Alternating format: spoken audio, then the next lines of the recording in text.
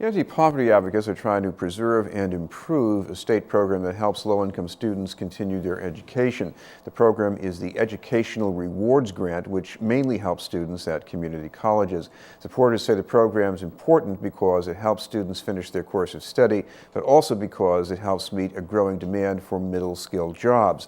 The idea for the program was conceived by Crittenton Women's Union. We'd like to welcome its Vice President of Public Policy, Ruthie Liberman. Thank you very much for being with us, Ruthie. My pleasure. First of all, talk about the students this program has been helping, what their aspirations are and where they're studying.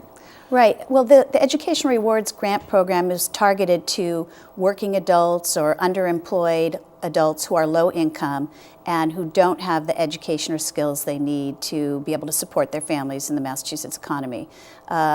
The typical student attends a 2-year school. It could be a community college or a vocational college, and they're studying for what we call, they're studying for high demand jobs in Massachusetts. I know you might say we're in the middle of a recession, we have a jobs shortage, but even in this economy there are jobs that have gone unfilled.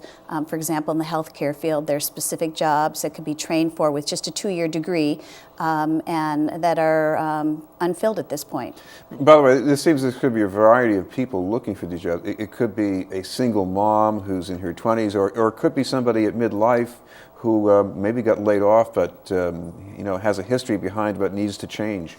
Yes, you're absolutely right. In this great recession that we're going through right now, you see both kinds. You might see people who have no work history whatsoever, a single mom who's been, at home with the kids and really looking to improve the lives for herself and her children.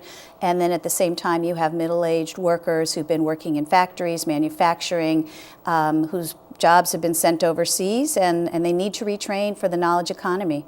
By the way, another justification for the program that you have to make is that you want the state to do something that's not being done by anybody else. So how does that work out here? Well, unfortunately, if you're a non-traditional student, if you're a working adult, there are very few financial resources out there for you because most financial aid programs are geared to your traditional student going straight from high school into college, and they're mostly for students who are attending school half-time or more. Our population of working adults are working 2 or 3 jobs. They're not able to go to school, raise their kids, and work and be a half-time student, and they were locked out of financial aid, at state financial aid. So a group of us came together with this idea to create a grant program that would be available to students that are studying less than part-time. Usually it's 1 class at a time and very slowly moving their way through a training program. It sounds as if we've come away from the time when, if you said that someone's working, they could take care of themselves, but nowadays having a job, maybe even a couple of jobs, doesn't necessarily mean you can take care of yourself. You cannot. As you know, Massachusetts is one of the most expensive states here in the United States, and it's virtually impossible to support a family without some post-secondary education or training. In fact, our organization puts out a family budget. It's called the Mass Economic Index.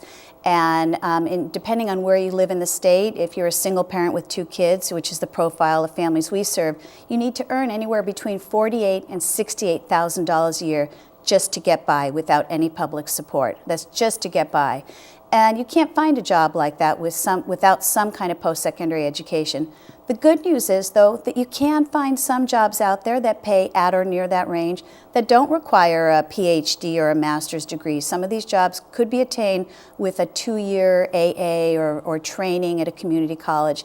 Those are the types of jobs that we're really trying to promote and to help these low-income adults with the financial aid so that they can support their family, raise their kids, and go on with the education. Another concern around here is that many of the people who start at community colleges don't finish. How does this program fit into that? Well, in fact, we have about 80% of the students who enter community college don't ever come out with a degree or a certificate. This is a huge waste of their time, and it's a waste of resources that go into higher education. But research has found that the typical student that goes to community college is a non-traditional student. Again, they're not coming straight out of high school, they're a working adult, they might be an immigrant, and there is plenty of research out there that shows with the right kinds of supports, you can raise the completion rate. And that's an element of this grant program, that we call for some additional supports for these non-traditional students, such as academic counseling, to make sure that you're taking the right sequence of courses, that you're making good choices, about the 1 or 2 classes that you're taking, that you're actually using that time wisely and able to move through a program. Career counseling, so that you're choosing a vocation where there are jobs out there when you finish. Those are the types of things that really can help this population come out with a degree or certificate and some skills. You're trying to get the state legislature behind you on this at a time when it looks almost unavoidably that the state's going to have to cut money for higher education. So Yes. How do you tell them to think of more and not cutting back on this? Well, it's tough, but it is clearly one of these programs where we can show that the investment has a payoff. So, for example, at Crittenton Women's Union, we work with low-income women in public housing, and we've done some cost estimates that show that if you put together all the public supports that they're receiving, it's about $40,000 a year on average in benefits they're receiving. For a $3,000 grant to go to community college and the supports to help them make it through a program, in a handful of years, you might be able to help someone transition off of these programs. This is what these families want to do. And then you're saving a lifetime of that, annual investment in public support. So it's one of these, investments that really has a large payoff over time. And we're just trying to convince the state that this is a good investment to make right now. The other important piece is that research shows that the fastest growing part of our economy, of our job field, is going to be these jobs that require the 2-year post-secondary training. And we will come out of this recession, and the economy will rebound, and we're going to find ourselves in a situation that we were in about 10 years ago, where we have a skilled labor shortage, and where businesses are going to be moving to other states where they can find trained workers. So it's an important investment for the state to make. We understand that it's tough, but this is exactly the time to be investing in education. Now, for those of us who think relatively community colleges might be cheap, but if you're going to one and you need to go to one, how cheap are they really? Well, an average community college in Massachusetts is about $4,000 a year. It's certainly a much better sticker price than other institutes of higher education. But for the families that we work with, which represent the lowest income families in Massachusetts, that's about 2/3 of their annual income.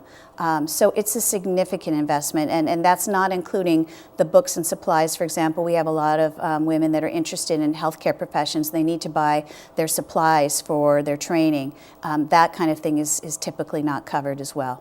Thank you very much for being with us. From the Crittenton Women's Union, Ruthie Liberman.